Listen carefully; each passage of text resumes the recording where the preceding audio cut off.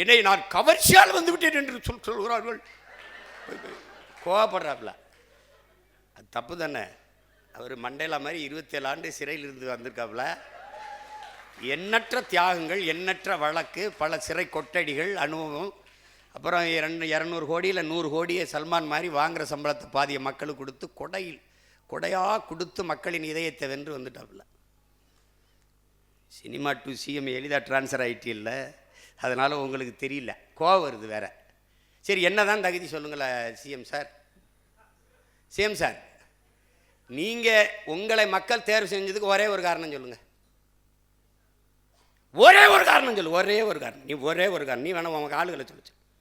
ஒரே ஒரு காரணம் சொல்லு. சினிமாவில் நடித்த தகுதி 69 படத்தில் ஒரு படம் நல்ல படம். இந்த சனம் ஒரு படம் கூட நல்ல படம் தராதவன் நல்லாட்சி தருவன்னு நம்புது பாரு. ரஜினிகாந்த் அவர்களுக்காவது என்ன ஒரு 50 படமாவது இருக்குது.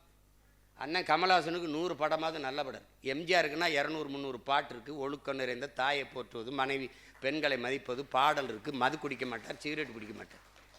நீ தம் அடிக்கிற அழகை பார்த்து தனலட்சுமி இரும்பிச்சுன்னுட்டு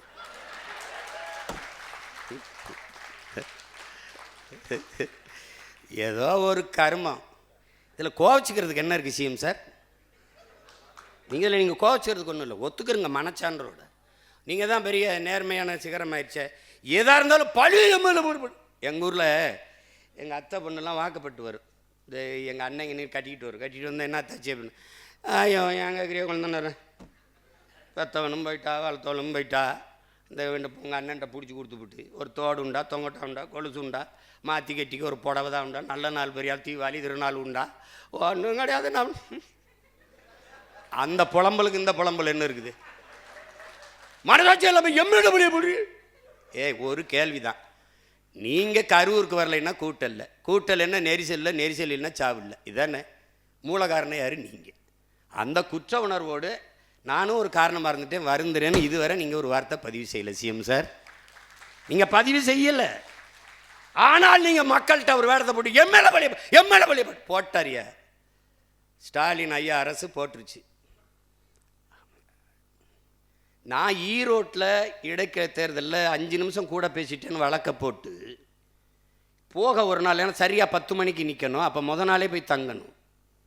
இப்போ அடுத்த நாள் பாதிக்கு மேலே நேரம் ஆயிடுது. அப்போ 2 நாள் என் நேரத்தை எனக்கு ஒவ்வொரு நொடியும் உயிர் நொடி 2 நாளாக வீணடிச்சிட்டாப்புல. 5 நிமிஷம் கூட பேசிட்டேன்னு வழக்க போட்டு. ஆனால் 41 பேர் மரணத்திற்கு ஒரு முதல் தகவலுக்கு ஒரு எஃப்ஐஆர் கூட பதிவு பண்ணாத கோழை அரசு திமுக அரசு. தற்காத்து விட்டவன் இந்த பிஜேபி, இந்த ஏடிஎம்கே, இந்த 2 பேரும் சேர்ந்து உண்மை கண்டறியும் குழு. ஏன் அந்த தூத்துக்குடி துப்பாக்கி சூட்டுக்கு உண்மை கண்டறிய வரல? ஆந்திர காட்டுக்குள்ள 20 பேர் சேர்த்து உண்மை கண்டறிய வரல? ஏன் கண்டறிய வரல? ஏன் உடனே வந்து உண்மை கண்டறியும் குழு? திமுகவை எதிர்த்தவன இவர் ஐயா அதிமுக எடப்பாடி ஐயா குறுக்க விழுந்து சட்டசபையில் பேசி அவ்வளோ பெரிய சபையில் ஆதரித்து பேசணுன்னு இவர் பாய்ந்துட்டாப்புல. இன்னைக்கு அழகா சொல்கிறேன், எம்எல்ஏ பழியை போட்டாங்க. பழி இப்போ உங்ககிட்ட இருக்குது. உளவுத்துறை இருக்குது, காவல்துறை இருக்குது, எல்லாம் சிபிசிஐடி இருக்குது, எல்லாம் இருக்குது. ஒரு அதிகாரி ஒரு சிறப்பு குழுவை போட்டு கண்டடிச்சு என்ன உலகம் புறாவை கரூர் 2 தெரு விசாரித்து என்ன நடந்ததுன்னு நீங்கள் தான் வெள்ளரிக்கை எல்லாத்துக்கும் கொடுப்பீங்கள. ஒரு உண்மையை அறிவிக்கையை விடுங்க ப்ளீஸ். நீங்கள் மனச்சான்றோட பேசுறீங்க, நீங்கள் நேர்மையாளர் தான், நிறுவீங்க. இதுதான் நடந்தது, இந்த அரசு இந்த மாதிரி என் மேலே பழியை போட்டது, நிறுவி. CM sir நிறுவீங்க.